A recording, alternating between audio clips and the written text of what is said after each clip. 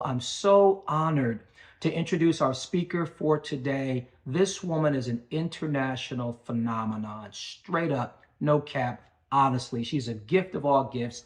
She is a Hall of Fame recognized marketing exec. She's got more accolades and more celebration that I can give in this introduction. She's worked for the best of the best, and everything she touches turns to gold. In fact, she's touched something that I believe is going to touch you in her book that's coming out called The Urgent Life. But without further ado, I want to get this gift in front of you ASAP. Do me a favor, stand to your feet and give a warm welcome to Bozoma St. John.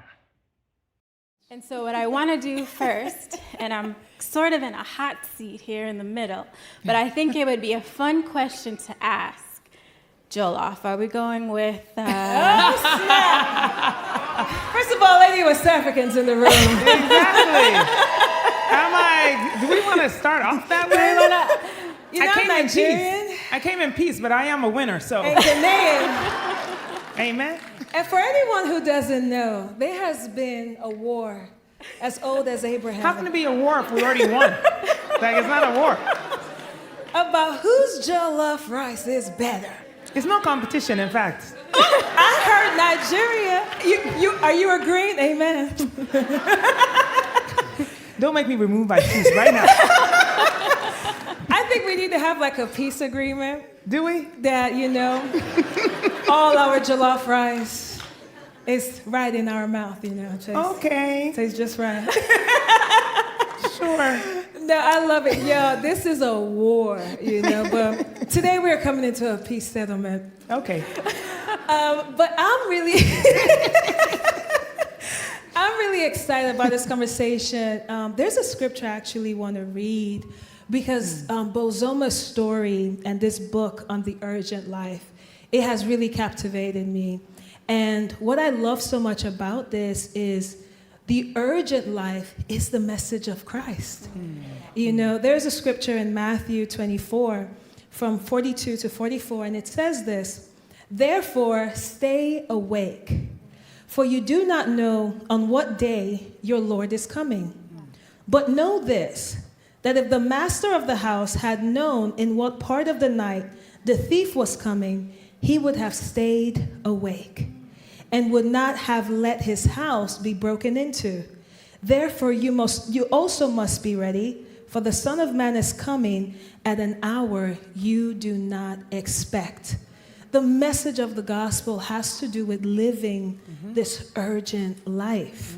And I want to really hear from you, the inspiration and the understanding behind those words, the urgent life. Well, first, thank you so much for having me. I do appreciate it. It's great to be here this morning with you. It's been quite a week. My book was released on Tuesday. And yeah.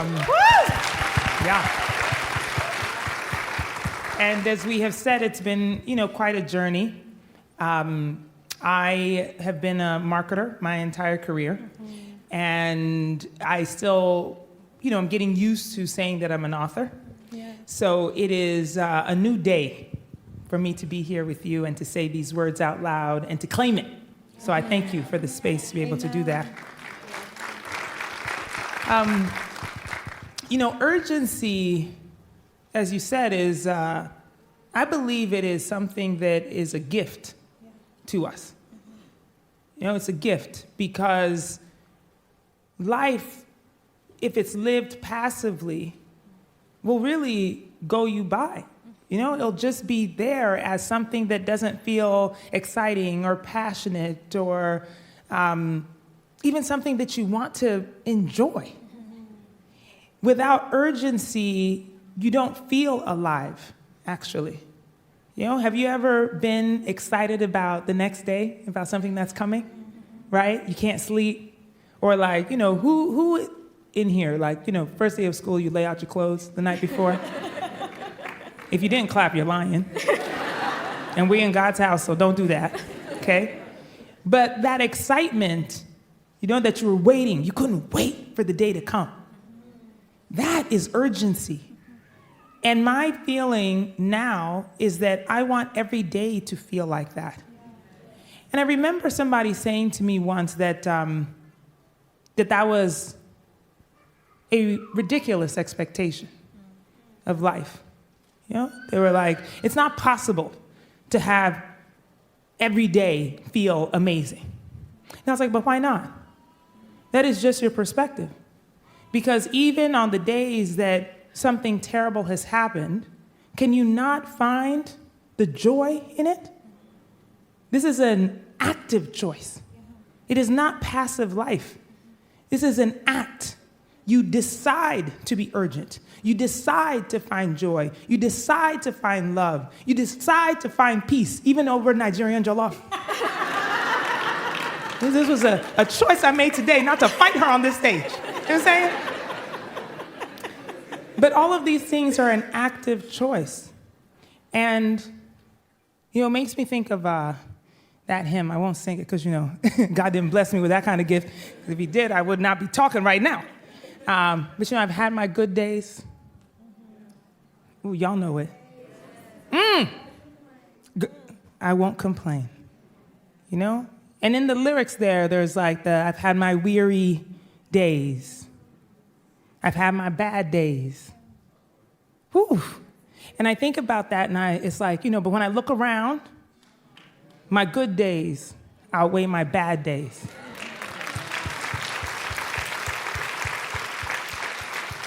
And even in the bad days, the urgency of what you want to achieve needs to be present. You know? It's like, I don't know about you, but sometimes are you having a bad day and just like, okay, come on, get it together. Let's change this. I don't know if you say that to yourself. I say that to myself all the time. And it is a choice to do that. Or you can lay down. Now, sleep is also a choice. I'm not mad at that. But in the essence of what we are talking about, my life has been full of urgency.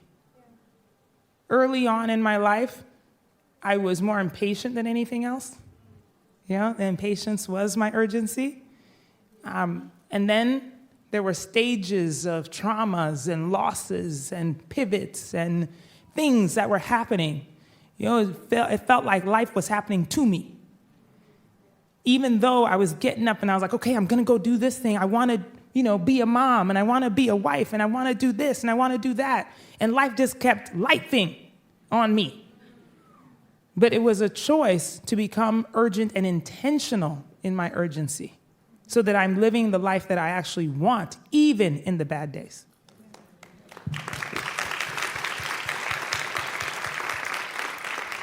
That is phenomenal. And even when you talk about wanting to be a mom, right? Like this book, your story is honestly phenomenal.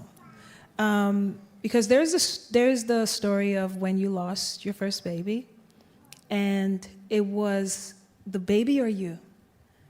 And you even made the decision that, no, I could go, save the baby.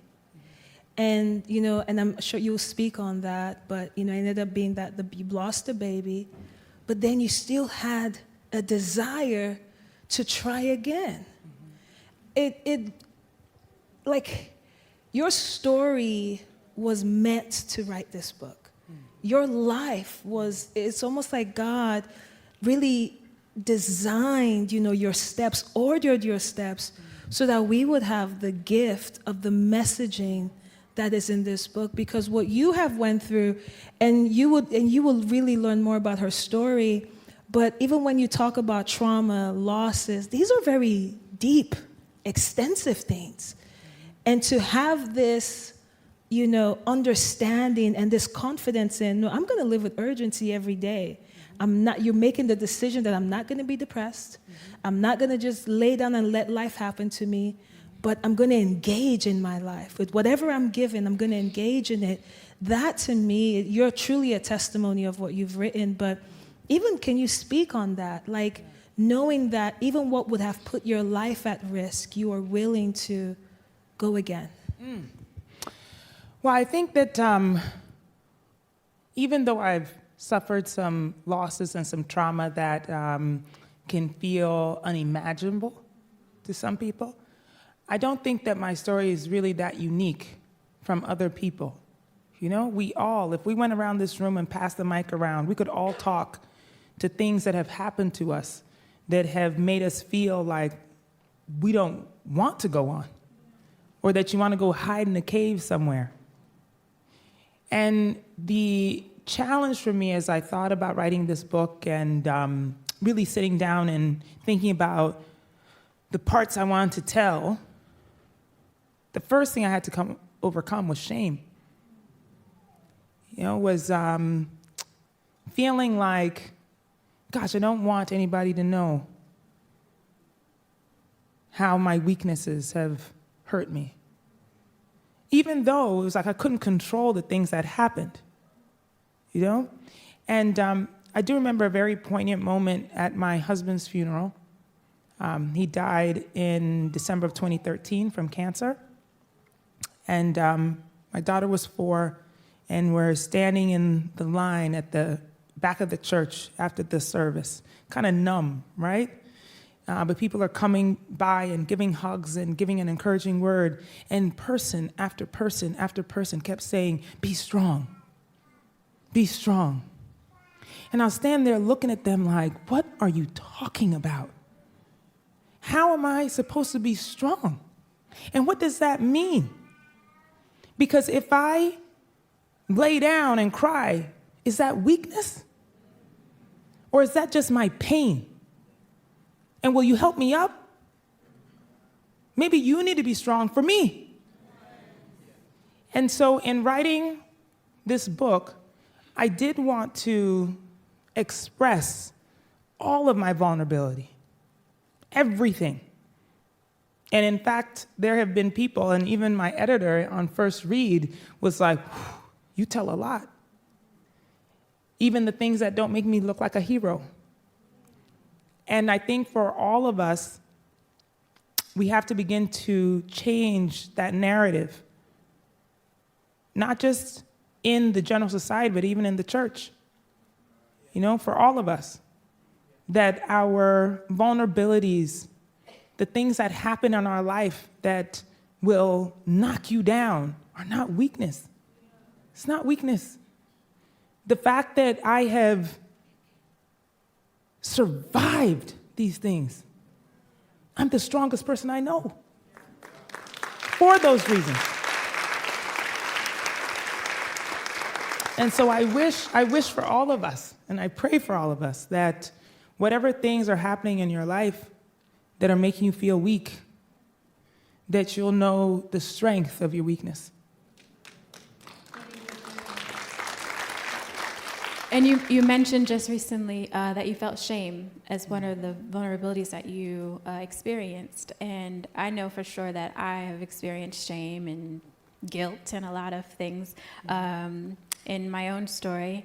And a part of that was actually feeling angry at God because of how I thought something was going to happen and then it was snatched away from me. Or I prayed for something and it didn't happen.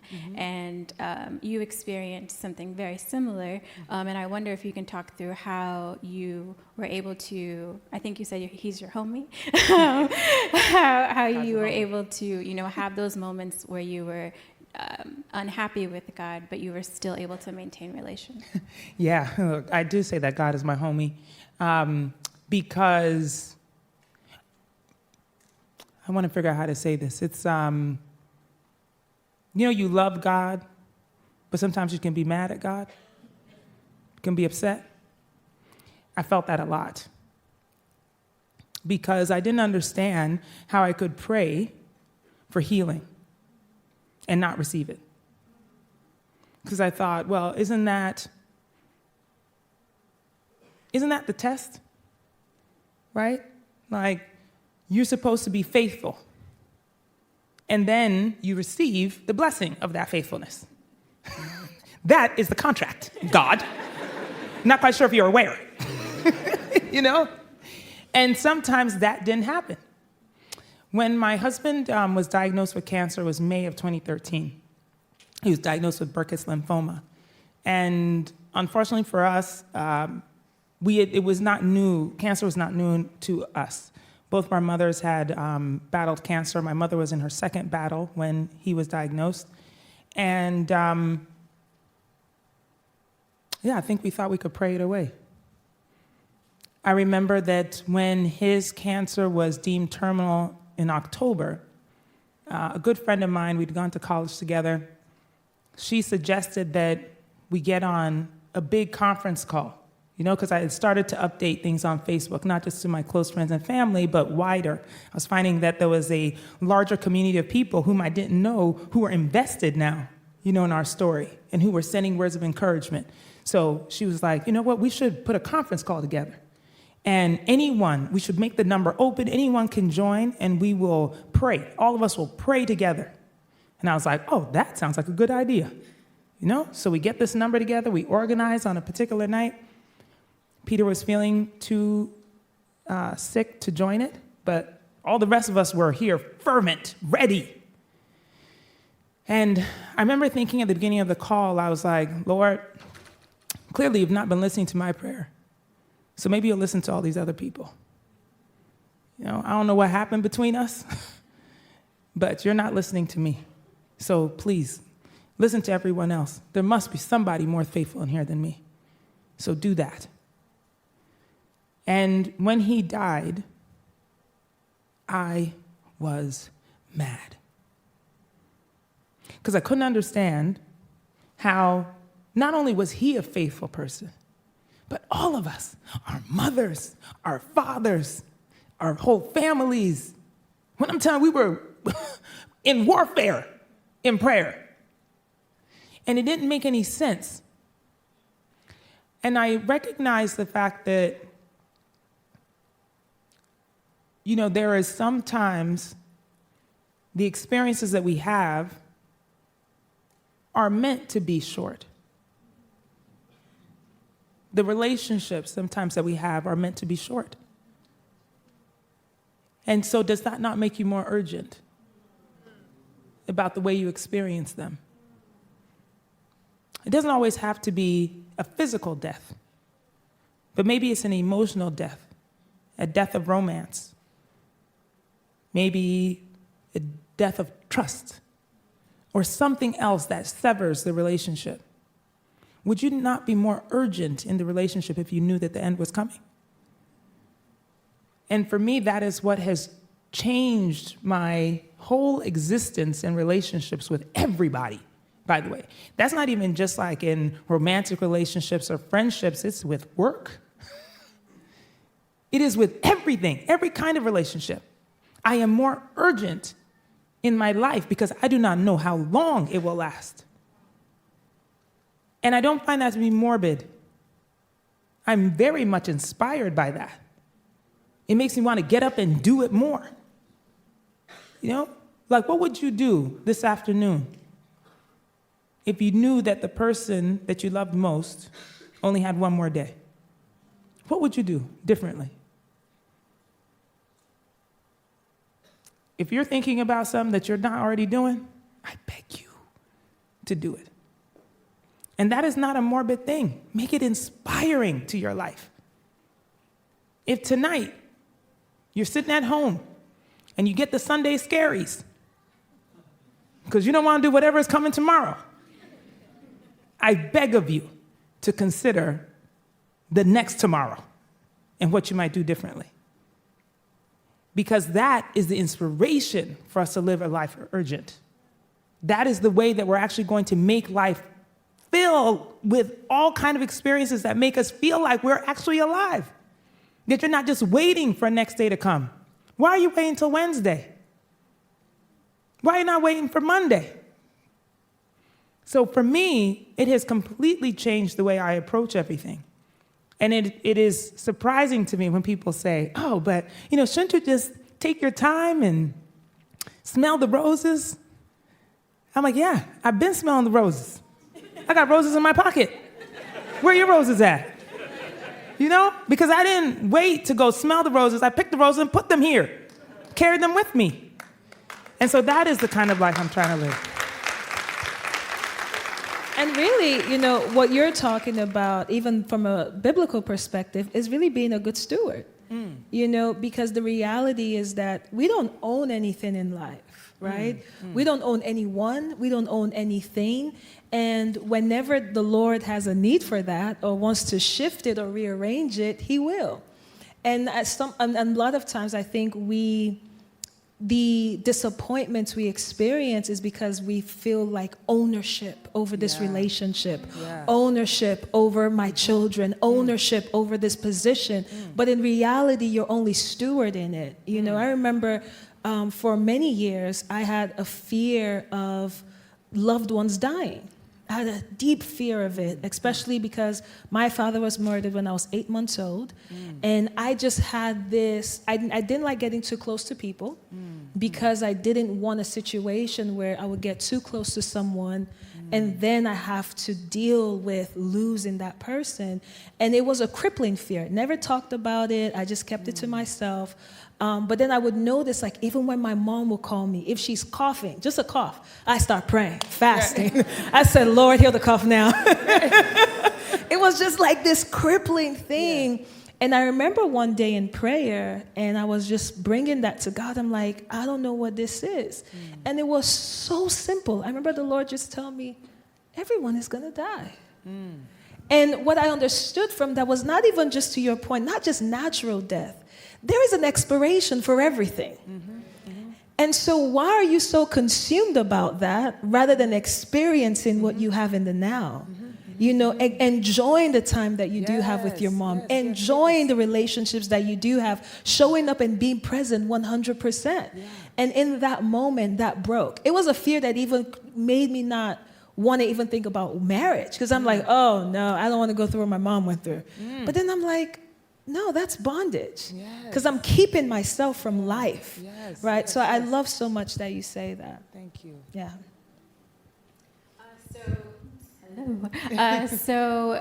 In your book, The Urgent Life, you talk about love, and you talk about your beautiful daughter, Lael, and you talk about sort of like community that you had to build. And I think that's true for all of us. When you're going through things, you need help, and you need not just to call on the Lord, but to have people that are praying with you. And you mentioned one time that, or in your book, that you actually partnered with Lael and how that you were going to raise her. Can you share about that with us? Yes. Well, Lael is here. She's right over there.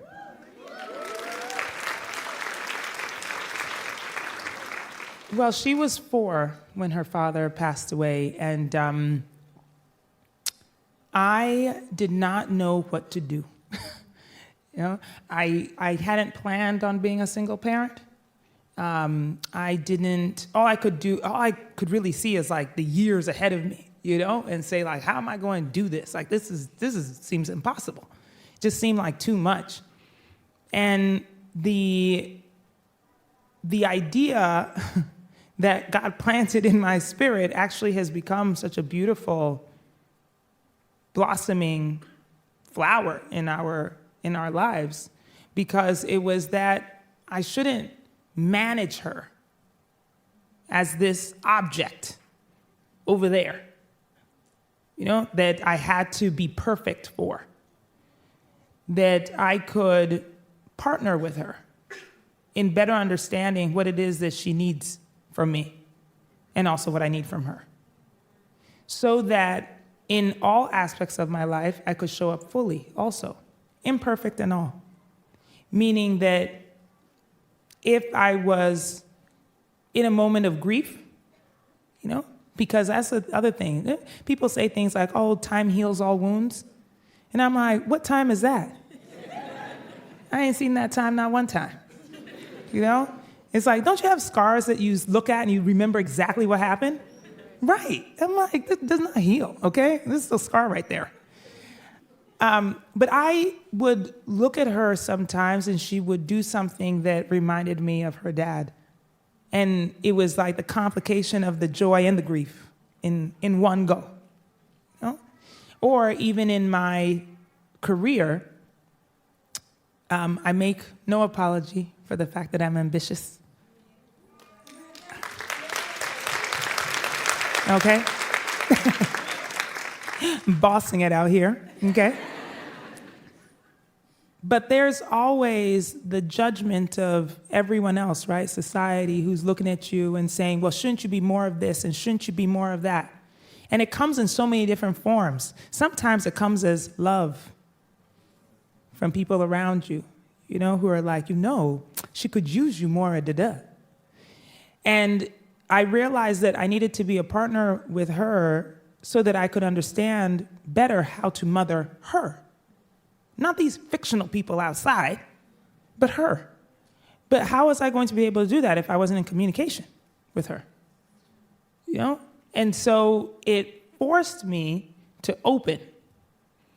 And I think as parents, sometimes we want to just protect our kids from all of the things, as if that they can't be active participants in their own lives and in their own upbringing. Now, of course, I think about it and I'm just like, wow, whew.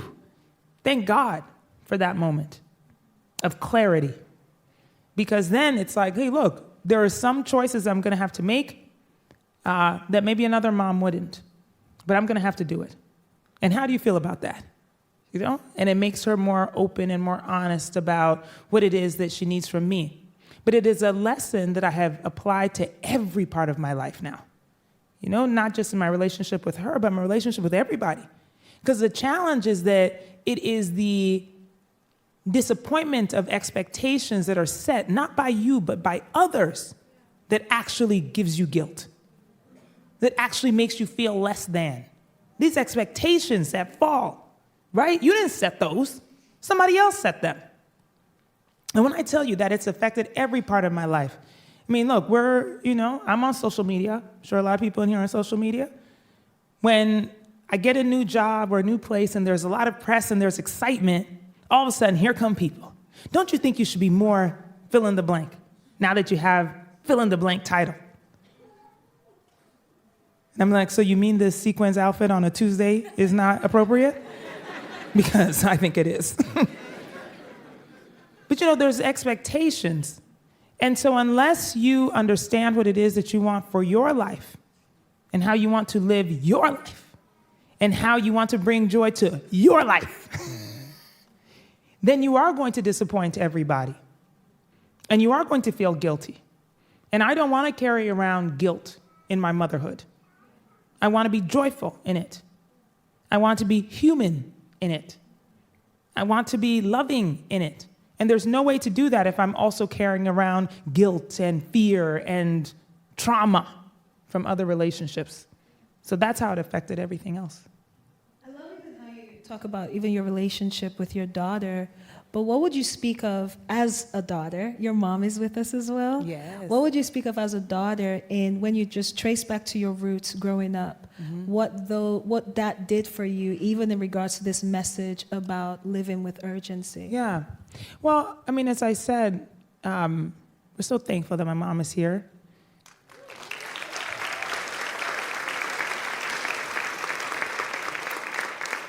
As I said, she's a 2-time cancer survivor.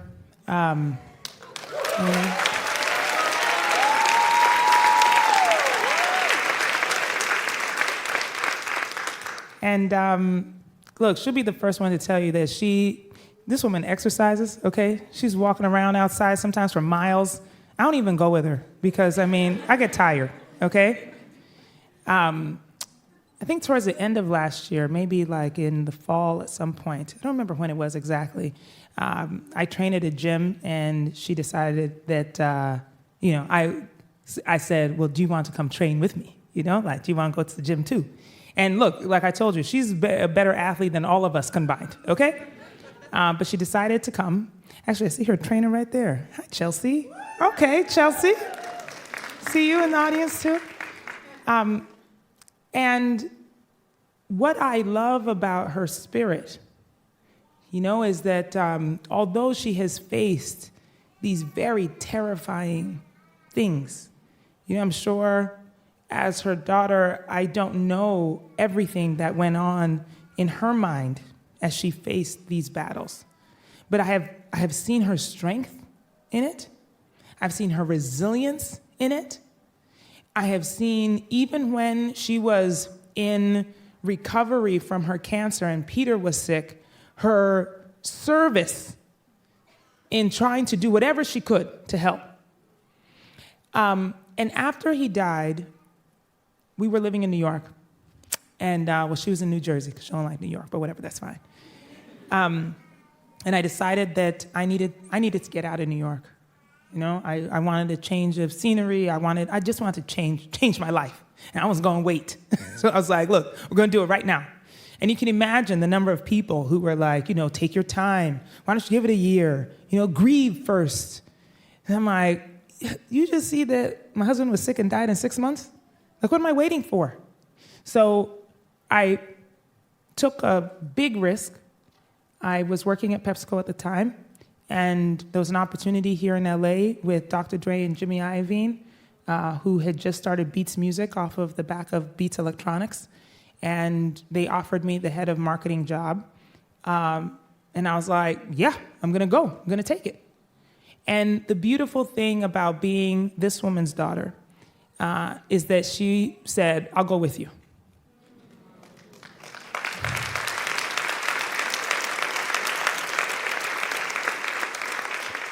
She didn't try to stop me. She couldn't have stopped me anyway. I don't care how big her muscles are. No, but I think that it's a really beautiful gift to be mothered that way. It allows me to mother Lael that way, which is just like, what are her hopes, dreams, aspirations? I'm sure my mother had fear in that moment. I'm sure she did. She must have had concerns. She must have thought, I wish she would just sit down and take it easy. She must have. But she didn't say it to me and put her own fear in my heart. Yeah. And it is what a lot of times also, when we're thinking about advice or counsel from other people, we talked about this a little bit in the last service. It's like, sometimes we also have to be aware of other people's fear that they put on us, and how it can come from very good places, It can be really like people care for you. I don't think anybody said to me in that moment, like, don't go because they thought I couldn't go, because they didn't think I could do the job. No, they were concerned. They're like, don't go and have a breakdown. But that was their own fear. They didn't know the path God had for me. They're not living this life that He has given me. And so I feel that there are many times when I am considering the lessons that my mom has input to me, what I'm giving Lael, and then also how I'm distributing that around. So not even just as it relates to our unit, but then to my teams that I work with or to my friends. I'm very cautious not to put my fears in other people's hearts. And then I'm cautious of their fears in mine.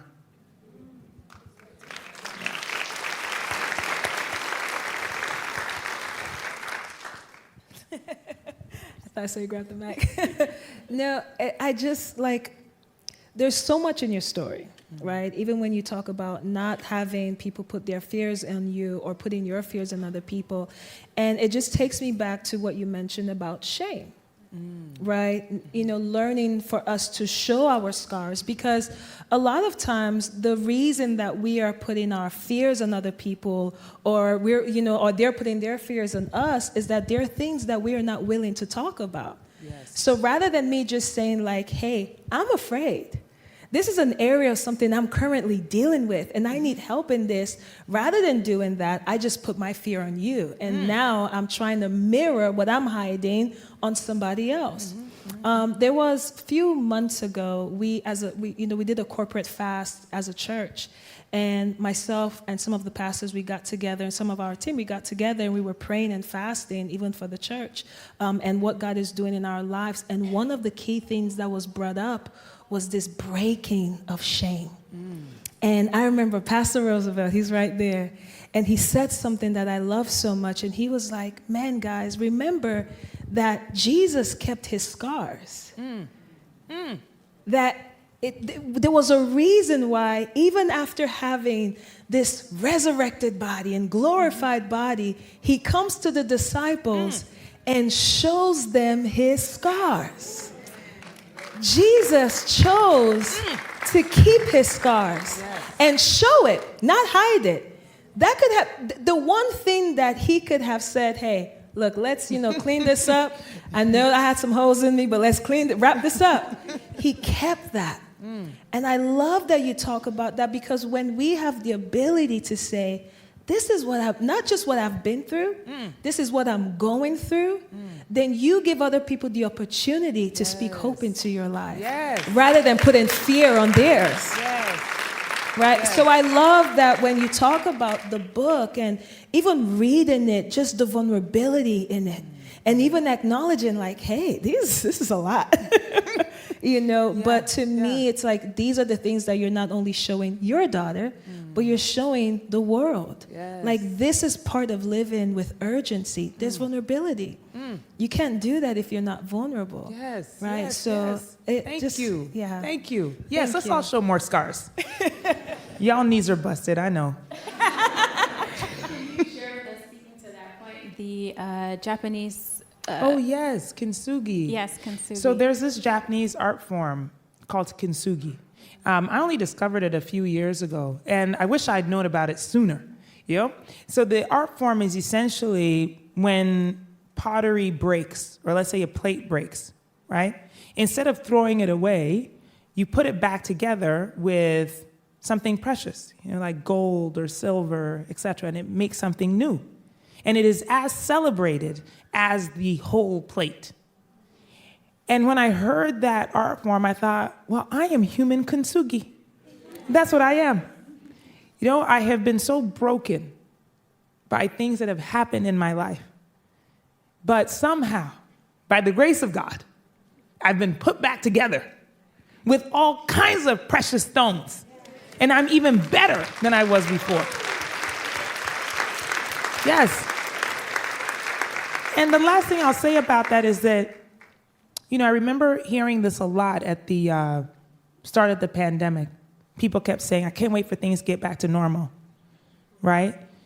And even in the title of my book, one of the things I say about why I decided to name it that is that I want us all to stop doing that, saying, I can't wait until I get back to normal. I can't wait until this is over. I can't wait until da-da-da-da, before you do the thing, Because the truth of the matter is that the life and things that happen to us that break us, we will never be normal again. You'll never go back to the person that you were. So why not celebrate the person that you are right now? Put yourself back together with some gold. Yeah. You can throw a little glitter on it too if you'd like, make it real shiny. But I love the concept that kintsugi can be us, and that we can be as celebrated for our brokenness as we are for our wholeness. Can you even talk to our community a bit on how two things can coexist that seem to contradict each other? Because just to your point, right, the conflict that many people experienced, even with the pandemic, is this idea of how do I live in the now while grieving the old, right? But your life is such a testament of, yes, I'm grieving, but I'm also still loving the new thing that is taking place. Like you know how to welcome both experiences, both emotions, right? Without letting one weigh you down or, so can you speak on that? Yes. Well, because all of the things can be true at once, it's amazing to me that we can find joy even in our sadness, right? Or like if you've ever been grieving and then something really funny happens and you start laughing and then you hold it back because you think you're not supposed to be laughing. Has that happened to you before? It's happened to me, Or like you wake up and then you see the sunshine, you're like, oh, that's such a beautiful day. And then you remember the thing that's happening that you're like, oh no, that's not a beautiful day. Forget it. It's like those things can exist at once. And I find that the grief is tricky in that, that it makes you want to live in the past. It makes you only want to look backwards. Think about the things that you should have done, could have done, would have done. Have you been in an argument with somebody where like the next day you're like, oh, I should have said, I would have laid them out with that one. Like maybe tonight I'll be thinking about what I should have said about the Nigerian jollof. I'll be thinking about that. I'm like, I should have told her it was no good. But that's what grief does. It makes us look backwards into a time that is impossible to change. We think about the things that we could have said, we should have said, we would have said, but there's nothing you can do about that. Literally, there is nothing you can do. We can't go backwards. And so grief can be a thief of your present, of your joy, of your future. And so even while we are in grief, I consider that my grief now is not the sorrow of what I have lost. It is sorrow about what I thought was coming. When I grieve for my daughter with her relationship with her father, it's not that I grieve what they did in the 4 years she was alive. I grieve for the things that she would have done later. And so both things can exist, except that my grief is not pulling me backwards. I'm trying to figure out, well, how do I do things that are going to be great then in the future? So that this grief doesn't have to feel as sharp as it does in the future. And so in the consideration of the perspective even of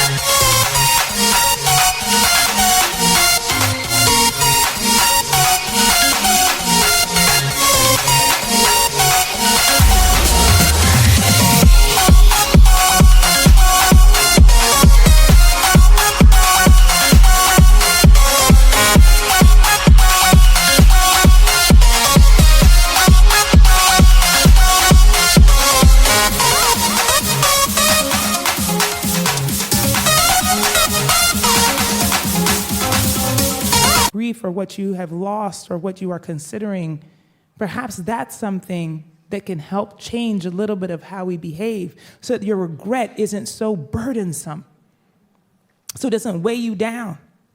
Because if you consider that your grief is just what could have happened in the future, then maybe you will change the future. Now, really quick, how many people have been grieving something that has been keeping them from moving forward? Look at that. Wow. Wow. And even in hearing your story, right, you in college, just even as an example of your ability to say, hey, it's about looking forward, right? And that's such a powerful way to put it, where it's not, I'm not grieving what was, because those were moments of joy, right? There were moments I was grateful for. I'm grieving what could have been, but now you have an opportunity to rewrite what could be. Yes. Right? Because that happens in every single thing. Yeah. You know, if you think about, like, if you've ever been fired from a job, you know, and you get really mad and then you grow sad and you're grieving that thing, it's not because of the work you did. You know you're not grieving the work you did. It's about what you thought you were going to do. Yeah. The money you thought you were going to get. That's what you're grieving, really. Or like in a love relationship, right? Anybody ever got broken up with? Okay, sis. We can talk about that later. That was very emphatic. Okay, but I'm with you, though. We've all been broken up with, okay? I have been, all right? Even though I don't know why. I mean...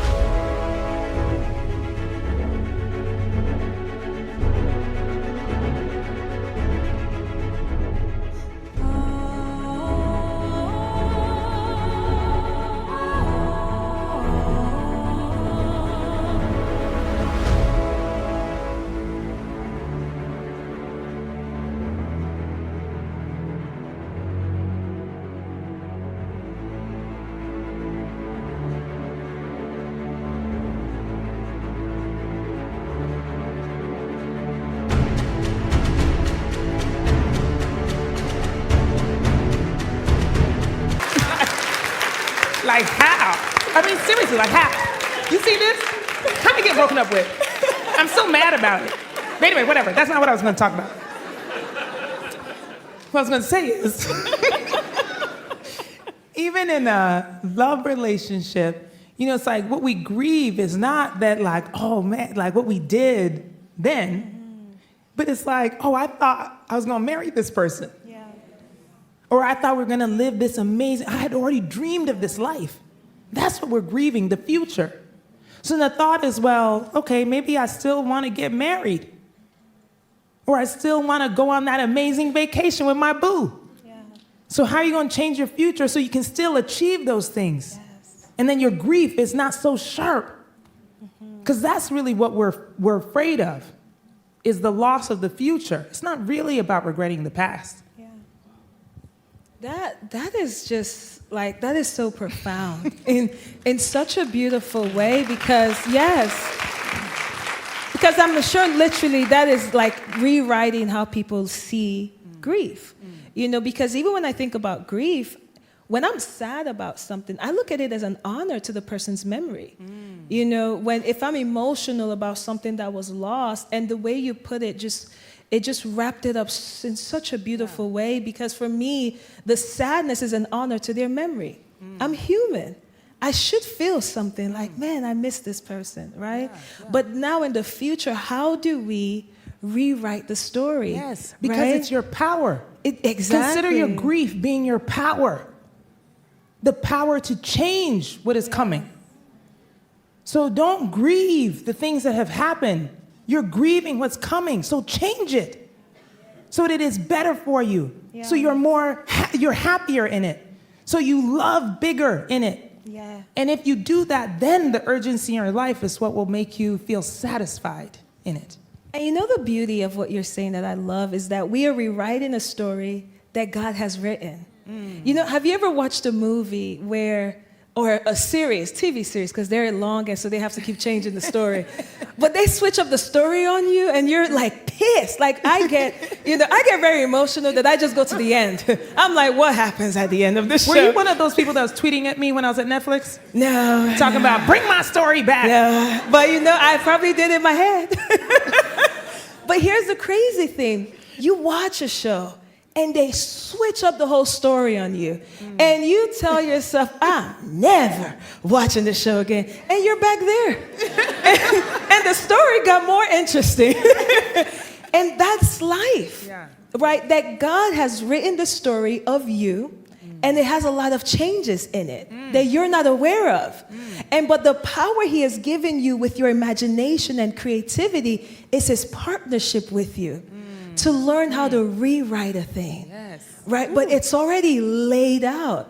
And to me, that's the power I see even in the ability of how you've been able, that regardless of the loss you experienced, you gave it another try. You gave it another go because you're rewriting what that future would look like. It's powerful. Amen. Wow. Thank you.